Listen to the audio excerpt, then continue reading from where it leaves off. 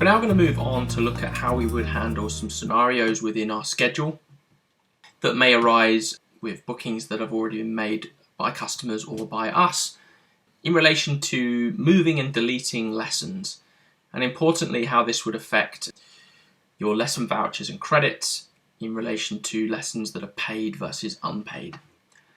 So we've already simply handled how you would just simply delete a lesson booking, and the most simple scenario that will arise is a lesson booking that is in the diary. So this one here, Tracy Stubbs, which is currently unpaid. If Tracy wants to go ahead and simply delete the booking, she can no longer make that lesson booking. She doesn't want to rebook it, she doesn't want to move it to a new date, and she simply wants to delete the lesson. So that's a really simple scenario in that all we would need to do is go into the booking itself, and like previously we just go ahead and hit delete, and that will remove the booking from the diary, and that's a really simple scenario to handle. If Tracy wants to go ahead and move the lesson, so she wants to move it to a new date, then that's also a really simple scenario to handle for paid and unpaid bookings. So let's go ahead and move Tracy's booking. So she's indicated she wants to move it to a new date. She wants to move it to the following Monday at 4 o'clock.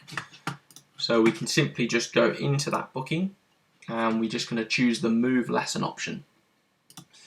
And all we need to do is select the new date, select the new time, and hit save.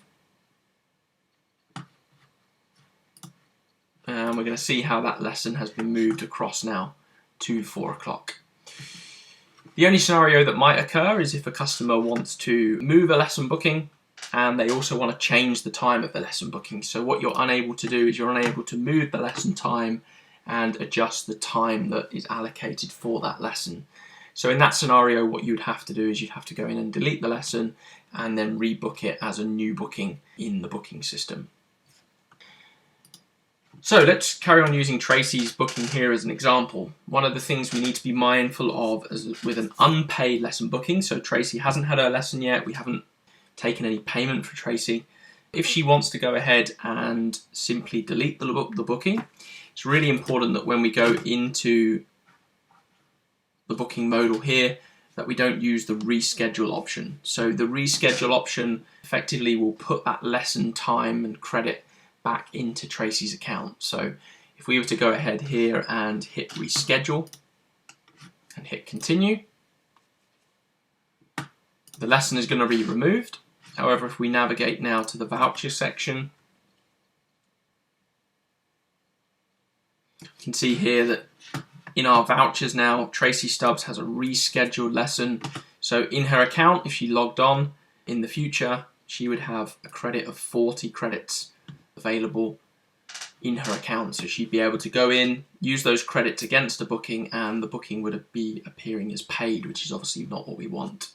So any lessons that are unpaid, get into the habit of moving them or simply deleting the lesson. Let's go back to the locker. So a couple of scenarios where that would be okay would be where we have a paid lesson booking. So the lesson could be marked as paid through a gift card. It could be marked as paid through a payment, a merchant payment, so by a debit or credit card on our merchant account. We could have received the payment directly as a coach, so we might have taken cash or processed a payment using a PDQ machine, or a customer may have used a gift card against a booking. So all of those scenarios, the customer is entitled to use that lesson in the future. So in that scenario, we would go in and let's find one of those bookings. Let's go with this one here, John Stevens. So John Stevens here, we can see how the booking is a package, payment type, and John wants to go ahead and simply delete that lesson. Cancel the lesson. He doesn't want to move it to a new date, but he wants to be able to use those credits in the future. So we just need to now go on reschedule, hit continue, and we now receive an alert saying that the lesson has been cancelled successfully and the voucher is sent. So if we now go back to the booking admin and go to the voucher section, John Stevens here his credits have gone back into his account. So this figure here previously was 60 credits. We've cancelled a 60-minute lesson, so 60 credits has gone back into his account.